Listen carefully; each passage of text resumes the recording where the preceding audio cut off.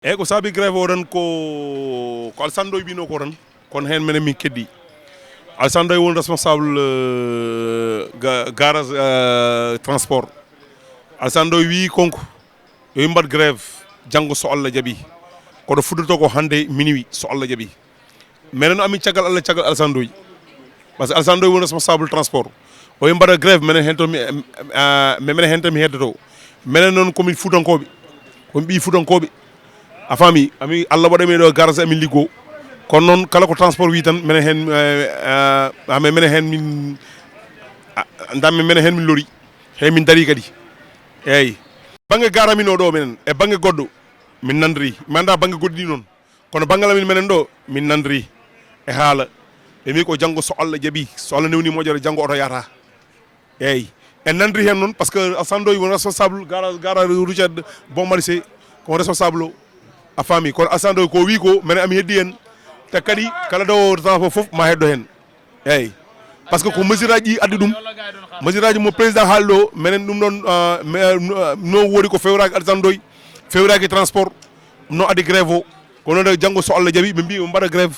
minen ami keddi caggal mabɓe caggal Allah caggal mabɓe Alassane Ndoye woni responsable o noon to dari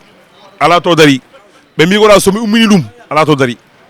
eyyi hano laamu noddi ɓe haalde mabɓe soɓe kaldi koɓe nandiri e message mo lansani o monsieur le président Macky Sall kalnami ɗum ko bandiraɗo min mbiyamo kadi minen ni yo yeccito transport o yimɓe kadi tampi ko yimɓe gulla ɗo ne haala effectivement no woodi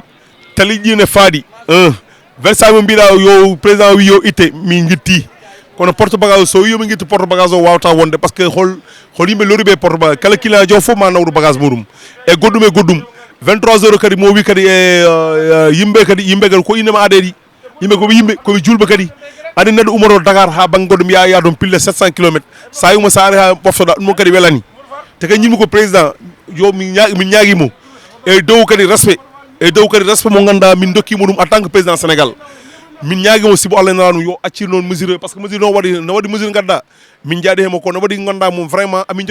dokkimo gueɗal trop kono noon on ɗon banggue mom min ko fuutankoɓe ha wiyama Casamance naaɓe ko kamɓe jahata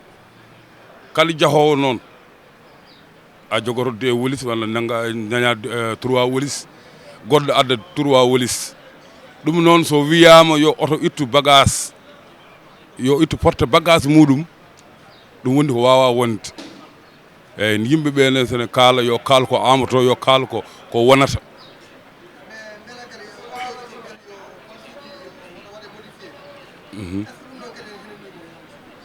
ala ɗum ɗon sa yi wayi noon tan noɓe mbiri affaire yo bagage yo porte bagage yo tello ko ɗum tagui ene wiye ene ɓey e pasuji ɗi ne ɓeyde kono wona sago yimɓe so hunde hene yaaha kay foti ko ussede goto fof yiya hen hoore mum ko non foti yarude ko non foti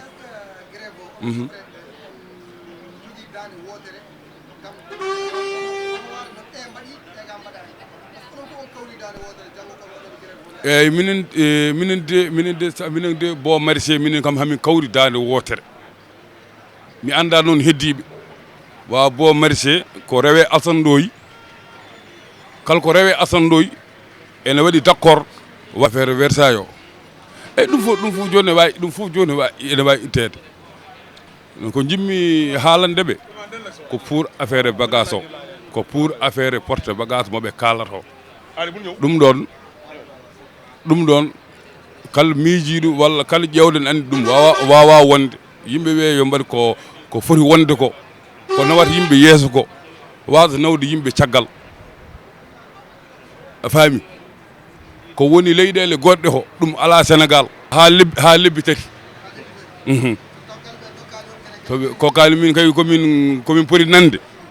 kala ɓe notahi Alassane Ndoye ko kalniɓe ko hamin hen ha lebbi tati eyyi minen noon jiita ɗo no coronavirus o ari ɗo nde min goni ɗo lebbi tati min liggay lebbi tati oto yahani ɗo Fouta yahani umma e Fouta ari ɗo